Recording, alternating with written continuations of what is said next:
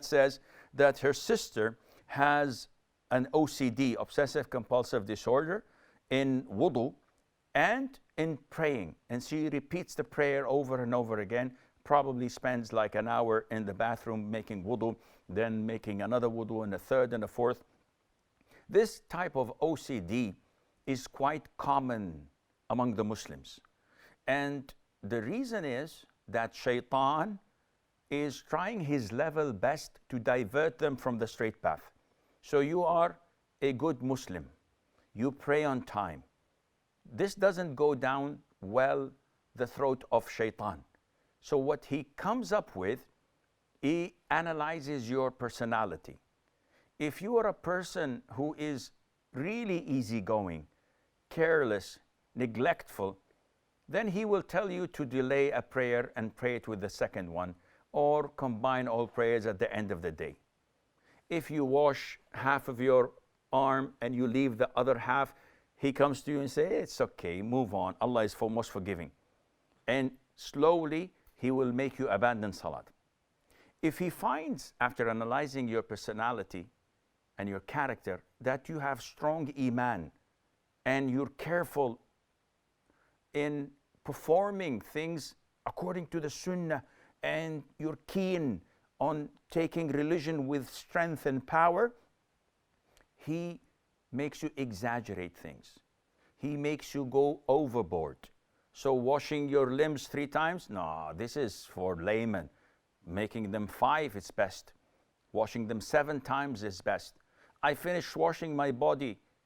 No, maybe you missed something. Just to be safe rather than sorry, do it over again. Tell you what, why not perform ghusl instead of wudu? This is even purer. And he keeps on doing this until he messes totally up with your mind. You pray, and just before the salam, he says, maybe you forgot a sajda. Maybe you mispronounced the Fatiha. Tell you what, let's do it all over again. And he keeps on doing this until you reach the breaking point and you are in despair, you give up, and you don't pray anymore. All of this is the handiwork of Shaitan. This is the blueprint of Shaitan. And I see this every single day. I meet so many people with such OCD, an obsession about everything. And I can see how Shaitan is messing up big time with their minds. May Allah Azza wa Jal cure them all. So Sheikh, in a nutshell, what to do? Well, the first thing is you have to communicate. See, if a person is not convinced from inside that there is something wrong and that it needs help, then you cannot help those people. See, a lot of the people have BPD, which is borderline personality disorder. And one of the characteristics of this disorder is that people don't think or believe that they're doing wrong or saying things that are wrong. If people are like this, how can you cure them?